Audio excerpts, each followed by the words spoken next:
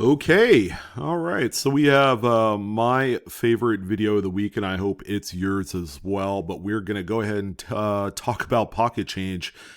What are the different types of errors and varieties that people are finding in their change through coin roll hunting, or maybe perhaps they cherry picked it at a coin dealer or a show? It's all going to be talked about here, and what you need to know about the current market of these coins is that, again, we're seeing robust sales. We have a nice healthy list of coins, usually from the last 24 to 48 hours, but the market, the activity of sales over the last 12 hours was so busy, so an overnight thing, that's what we have. We have about the last 12 hours of some of the most relevant varieties and errors that you could find in your change.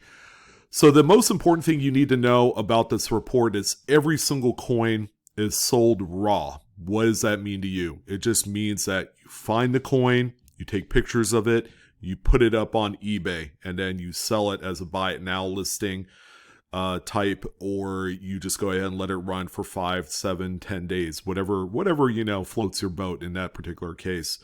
But most importantly, these coins are not graded. A lot of the coins, I would say probably 75 to 80% of the coins in these reports, and I'd say week after week, generally fall in that uncommon to common range as far as ability to locate and find these. But importantly, you don't need to grade these. Okay, grading entails having to spend $25, $30, $40 for a single submission to PCGS or NGC. You send it out, you have to pay for shipping, and then you have to pay for shipping coming back, and then you gotta wait 30, 45 days. This kind of like streamlines it. You get it out there, you get it sold, and you make money. There's no guarantee that because a coin is graded, that it's going to be worth more, especially, again, for those uncommon to common type of errors and varieties. You want to make sure exactly what you have. All right. And this is the report that kind of highlights all that week in and week out. And that's why I love doing it, because this gives people a real chance to see up close some of the coins that sell for $5, $10, $20, $50. There's a wide range, a wide gamut of different types of coins that sell for a myriad of different kind of money.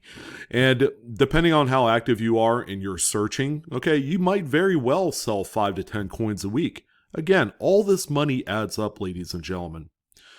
So for this week, this is an important week because we have a number of new errors that have all of a sudden just popped up on eBay that you guys need to know about. All right. And this will give you guys a real reason to look for coins that customarily you probably don't even search. Like for example, we have a really nice Susan B. Anthony dollar on the list that sold for, well, quite a bit more money than you and I would even think would sell for. In addition, we have a couple of brand new 2021 coins again hitting the list. I don't know why I said again. This is the first time. But you guys need to know about these, all right? Because these are live, all right? They are brand new to the market. And it's going to be the first time that you've probably heard about it on any YouTube channel. All right, so let's go ahead and get started. Enough of the jib-jab whatnots. But what we have here is going to be I love talking about these. It's a 1976 bicentennial quarter. One of the most relevant modern coins because in a way it is kind of like the modern commemorative. It predates the statehood quarter program, and in addition it's got a really cool reverse with the drummer boy back on there. You got the dual date, which is pretty unique for what it was for a number of years. But any error that comes up on a bicentennial coin, whether it's the quarter, the half dollar, or the Eisenhower, are all extremely popular and highly coveted. This one right here is broad struck, slightly off center, sold for $47.95. And this one, by the way, is a Philadelphia struck coin. What's cool is, just because it's Philadelphia doesn't mean that's all you could find. Here's also a Denver. All right, this one is a really cool error. I believe that the seller originally pitched this coin as being broad-struck, but that's not the case in this particular instance. But this one here is a Denver struck coin. You can see the mint mark. I've also wanted to also note there's a few scrape lines on the obverse, and maybe that might be a dig here on the drum. So the coin is not without issues. So, you know, even if you did send this out for grading, it would come back a details grade, and you just don't want that. Just sell it like it is. So what we have here is a slightly misaligned die, probably even a little bit of a partial collar on there. So you'll have the railroaded rim right where you see the thickness in the rim here on the obverse, and then the reverse looks pretty good. You could see exactly where that anomaly would fall, I guess, which is right here. Actually, no, it would be on this side. All right, so you have a somewhat thicker rim here, which is on the opposite side of where the partial tilted collar would be. And again, this is a very minor type of error, but you know, it's also one that people want on probably one of the most coveted modern coins. This one sold for $52.95. It's pretty nice surprise, even for a coin with a few scrapes and nicks on there. All right, another quarter. Okay, and this is one that I would say that some people probably have overlooked in the past, but that's okay. It's a 2006 Colorado State quarter. Okay, this one is also a Philadelphia struck coin, as you can see here. And pictures are pretty nice because it's nice enough that you can see just a tiny little rim cut right here. This is a common date and statehood design where you could find these cuds, and you know, they're in different varying sizes, so there is some progression to that cud formation. This one right here is sold, and a best offer was accepted, $13.33. Not bad, and you know, there are a few little minor scrapes here on the obverse. So you know, just a good old plain raw coin with a cud, little die break there. All right, so we got another quarter here. Quarters seem to be making the rounds on the list this week. We have a number of them. Here's the fourth one through 4 coins. 2015 P Homestead Quarter. Now you guys know that the Homestead Quarter coins would generally have a number of different double dice here in the window panes. However, this one sold for a different reason. There was no double die on this coin, but you could see some of the more common little die chips on the roof right here. This is affectionately referred to through some of the error community as being snow on the roof, is what they call this. Pretty neat little, you know, error in itself. Tiny little die chips across the top of the roof. Sometimes they'll see it also underneath the bucket. They call that the leaky bucket. And to a lesser extent, you'll see some of the die chips here in the corn stalks. But this is, again, another one with a neat kind of like nickname to it.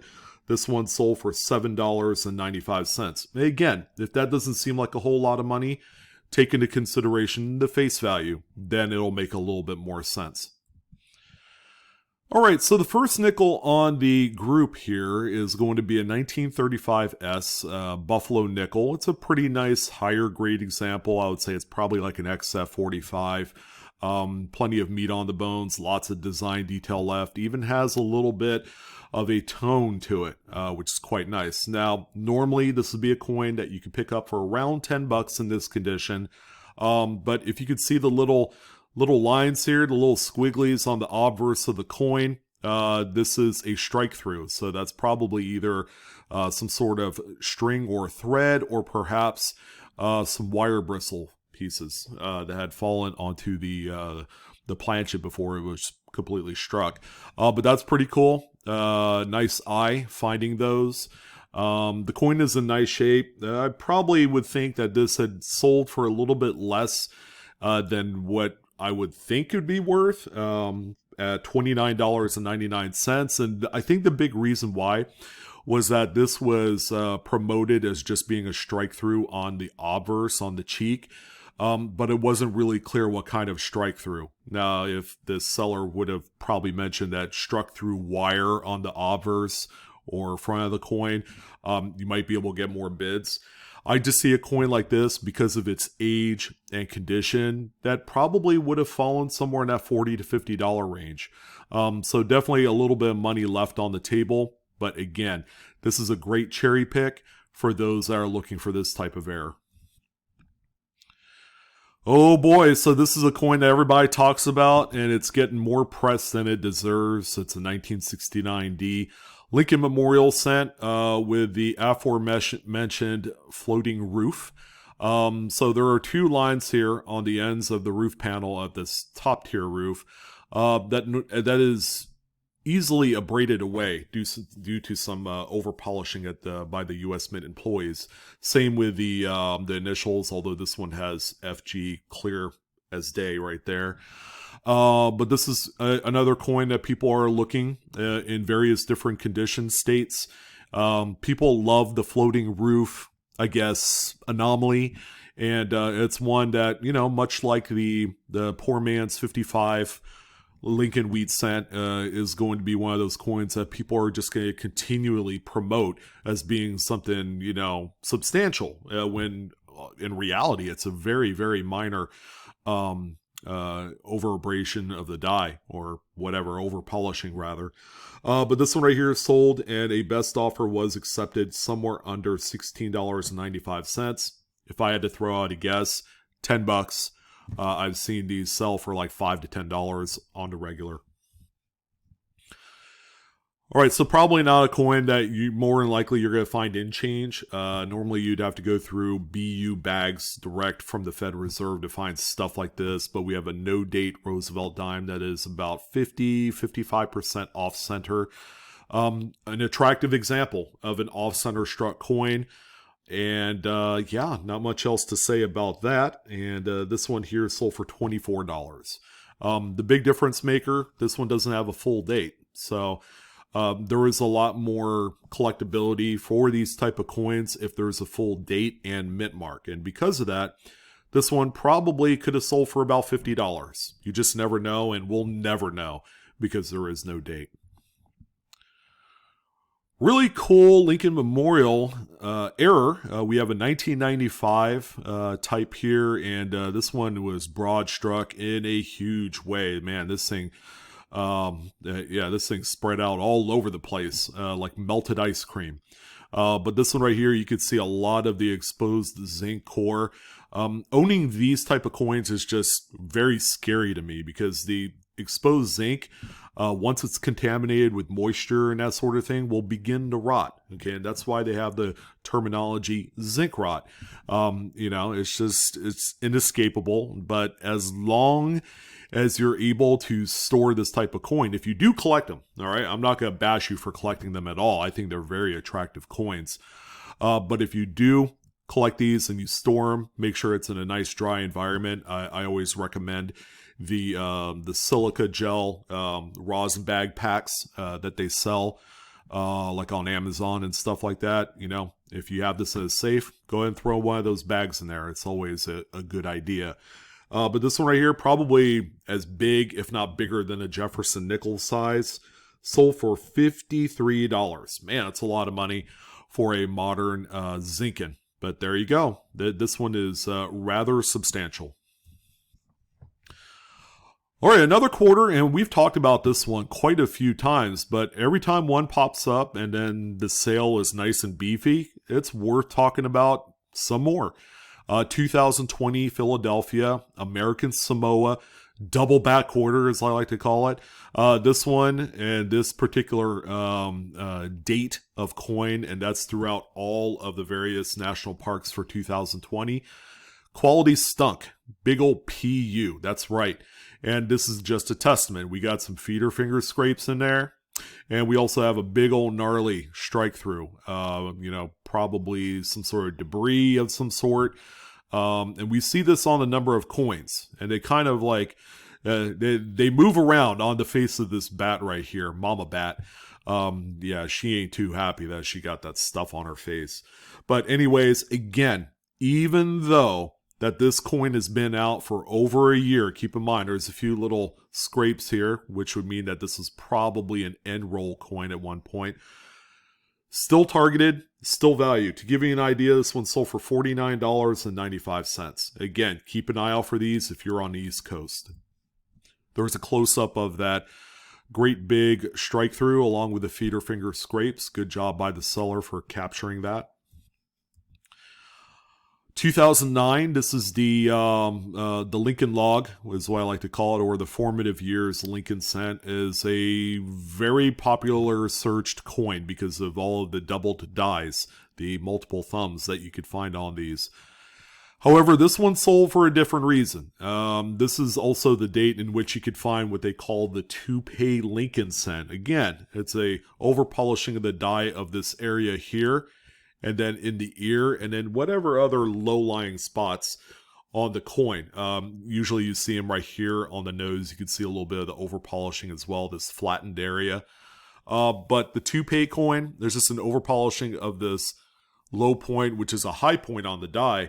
It's just really cool. All right, and again, much like the Spitting Horse Delaware, the what's the other thing? The die chips on the roof of the Homestead. Again, these are all kind of like niche, kind of keywordy type of coins that people like, and they'll throw a few bucks at it. Here's another one here. This one sold for $9.99. Whether it's worth it or not, it's a really good example of that. It's a nice high grade too. All right, another nickel, and then we're going to get into some of the more simpler types of errors. Now, this is a 1935, and as we know it right now, it's a Philadelphia struck coin because there is a little bit of a clip right here at the 12 o'clock K12 area. Not so much a curved clip. It's kind of raggedy, as you can see on the reverse here. But you do have a Blakesley effect as well, which validates this type of error. Pretty cool coin. A best offer was accepted somewhere south of $29.90, probably $20 or so. Nice high grade coin, again, probably like that XF 40, 45 region of grade. But again, it's minor, and people do pay up for this sort of thing. Now, this one right here is quite surprising because it's a 1957D Lincoln Wheat Cent with issues. It's got rim bumps. You can see it here on the reverse. It's got little carbon spots, all sorts of weird stuff happening. But the most important part of this coin is going to be that die chip in between the B and E and Liberty. Okay, they call this a BIE cent, as it's normally referred to. For more information, you could always go on cudsoncoins.com. There's a whole attribution list of all of the BIE Lincoln cents. This is one right here. You can see actually it also has a die chip in the bottom curl area here of the B, and then you can see the progression of this die chip. And normally with a BIE set, the die chip has to kind of form into each letter, connect in some way. Which this one probably does. There might be a little crack or something that goes to the B. But this one, ladies and gentlemen, sold for $13.40. That's like, man, taking candy from a baby, if you've heard that expression before, it's like easy money. And these are not rare. These are some of the most common types of anomalies to find out in change today. 1965 Washington Quarter. This particular example right here is a nice, well-worn example, all right? So it's got some circulation wear. You do have this sizable little, rim clip. You can still read the date, which is good. And then you also have the Blakesley effect, the flattening of this edge here on the opposite side of the coin. This one sold for $7.48. Given its condition state, I think that's a fair amount for this coin. All right, we have a couple coins that's going to make you want to go and search your scrap silver, okay? 1921 is a incredibly common date of coin to look at for Morgans, all right? Millions of these were made. People are usually not blown away by the coin, even in high grades. But this one might give you a little bit of extra incentive to double check these, and then probably double check every other Morgan and piece dollar that you own. But this one right here is a tilted collar. So we got a partial collar on this one. You could just see the railroaded rim here. This is a really nice catch for being Probably a $20 scrap silver find. But this one right here is a really awesome flip, and it was sold for $128.99. Wow. That's what it's all about. When you're able to find this and then turn around like 6 times your money, I'd say that's a pretty huge win. So the seller did it right, found exactly what people want, and there you go. Made a nice little pocket of money in the process. All right, so here's one of the kind of like profile pieces I wanted to talk about. So this coin was originally pitched as being a missing initials reverse Susan B. Anthony. Okay, it's a comma date, 1979p. This one here has the narrow rim, which is very common.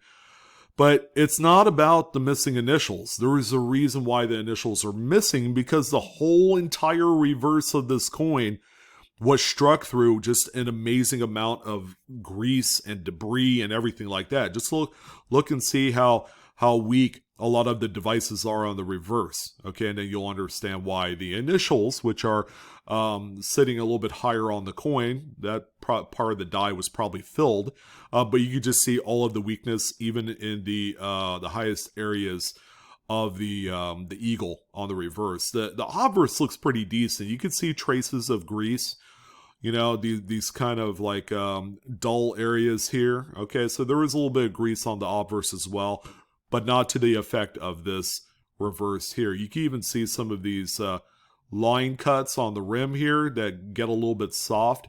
So this is very cool. And, you know, great job with the arrow, just kind of pointing things out. What did this one sell for? $94.25.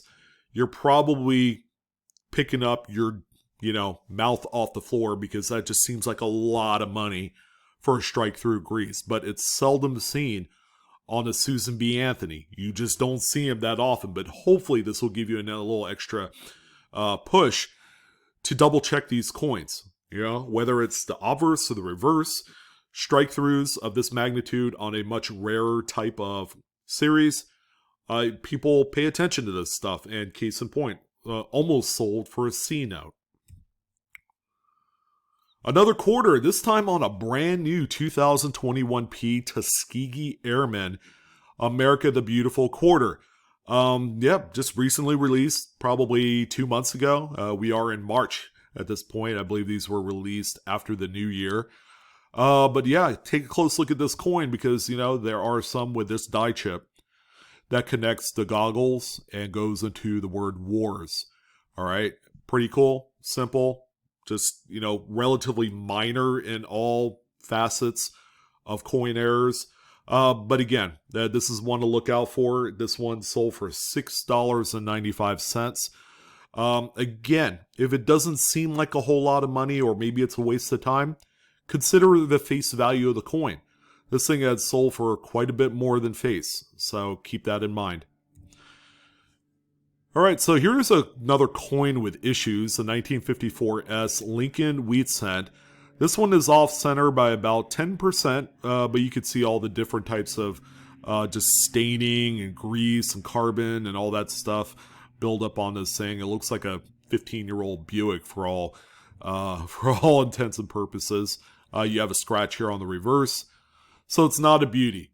I could say this though, San Francisco minted 1940s and 50s wheat cents with an off-center strike are particularly rare. You just don't see them that often for this particular branch mint. This one sold for $72. All right, so keep that in mind. If you find these out in the wild, like at coin shops, and they're asking like 10, 15 bucks for it, that's probably a really good pickup, especially with that S mint on there. Another earlier Lincoln Wheat. All right, we have a 52D, and this one has just a big old shark bite, you know, curve clip to it. You know, there's really needs no other explanation. It does have Blakesley effect areas here. See this flattening of the rim on both the obverse and the reverse as well. So that's marquee to this error.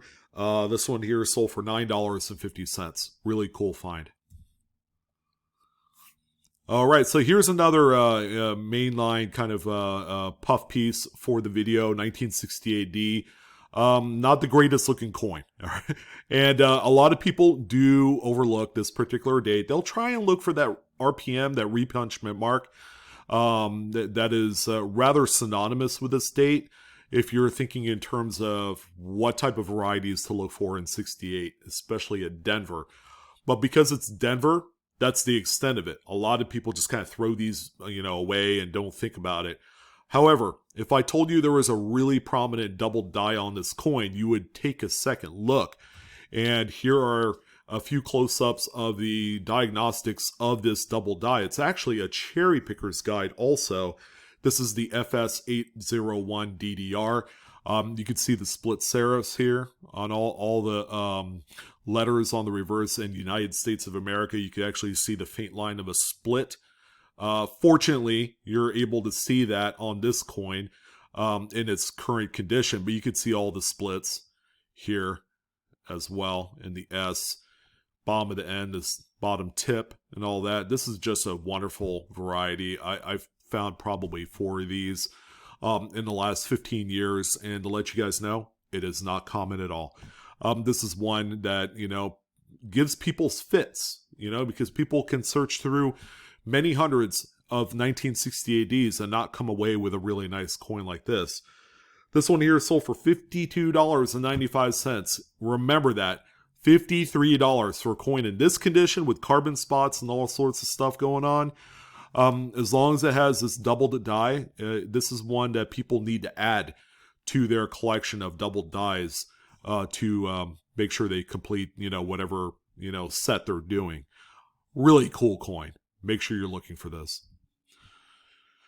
All right, so if you're still looking for silver and you're looking through your silver for varieties and errors, here's another one. This one has a little bit of a rim clip. It's a 64 Philadelphia, so it's a 90 percenter. And this one here is sold for $22.49. This one singular coin is worth about 3 times a 90% silver half. So keep that in mind. If you don't care about selling it, you're essentially trading this one silver half dollar for 3 more other 90% silver half dollars. I mean, you can't beat that with a stick. 1980 off-center Lincoln Memorial cent. This one has a couple relatively sizable scratches here on the obverse, so condition-wise, it's not good. I mean, it's just that to a lot of people is a buzzkill. But if people are looking for this particular date and they haven't had any success looking for a 1980, here's one right here.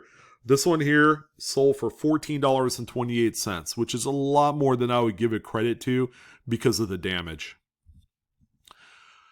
All right, so everybody wanted to hear about the brand new error found on a 2021 Lincoln Shield cent, and here it is. This one right here is off center by, I would say, like 5 to 7%. It's not a whole lot, but man, when this thing comes out of a roll or a bag, wow. I mean, it hits you between the eyes.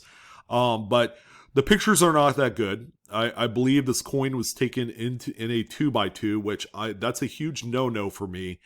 You guys know me. 2x2s are a dime a dozen, maybe even less.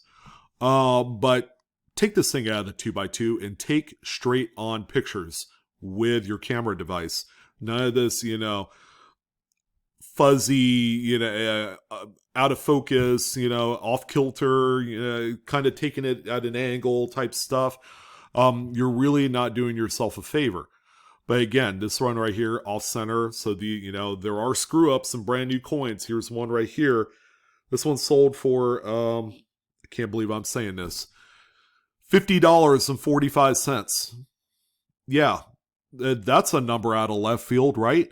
For a 2021 Lincoln Shield cent, brand new out of the box. 1982 Lincoln Memorial. This one has a right good size cut die break here at the base of the bust. This one is a large date copper from what I could see. And this one was actually quite a bargain compared to the previous coin. Sold for $18.49. I think the pictures are a little bit too dark. It washes out this particular feature, which is a huge selling point of the coin. But there you go. Just another coin again that you find in change and sells for 1,800 times face value. I mean, it signed me up all day long. 97p. This is actually a really nice higher grade Jefferson nickel error. This one is a off-center broad struck coin. So you can see, just a fat old rim right here, almost all the way around. But really cool error. Yeah, if you're looking for a high grade piece of a broad strike for this particular date and mint mark, this is a really good one. Sold for $21.75. Another bicentennial, last one on the list. This one, I'm sure a few people will have overlooked this, but it's got a nice strike through here above the date where it obliterates 1976 and almost the 6 in 1776. But again, it's minor. It looks like it doesn't, do it for a lot of people, but there are people that love this enough to buy it. And to give you an idea, it's sold for $67.95. This market is just absolutely bonkers right now. Another quarter. Go figure. A 2002p Indiana State quarter. This one has a little bit of an off-center broad strike. It's not much. I mean, this thing is like slim. But again, if it looks too minor, I would still pull it out. All right, this one right here sold for $25. Yeah, I think just because of the high-grade quality of the coin, that makes a pretty big difference. And then finally, the big hitter of the week is going to be a 1983. Sorry, I got birds chirping outside. It's just a beautiful day for cherry picking. 1983 Lincoln Memorial. You guys look at the reverse and you tell me what's up with this. This is one of the big modern keys in doubled dies. This is the DDR, or FS801, I believe, in the Cherry Picker's Guide. Man, this thing is stunning. I mean, very, very seldom do you ever find a coin like this not graded. So I have a feeling that this one might either get graded or it might just end up in a really nice collection. I'm a little bit jelly, ladies and gentlemen. I got a little jealousy for this coin. This is just one of the strongest double dies of modern note. But that's going to go ahead and do it. Oh, by the way, it sold for $256.50. That's a big old knock out of the park. Might even be a grand slam to some people. But that's it, man. What a list, huh? A lot of firsts on this particular PCMR, and I encourage you guys. You know what? Errors happen every single day. The world is in an imperfect place. Errors and varieties will continue to exist as long as regular people and that human error element continue to participate in the overall production of coins and paper money. Oh, by the way, there was no paper money on the list, which is strange. But anyways, that's going to go ahead and do it. Go out there, get your hunt on. I'm your host, Sean, with Blue Ridge Silverhound. Don't forget to like, share, subscribe, hit that good old bell for instant notifications. And until next time, Coinaholics, we are discovering together. You guys take care now.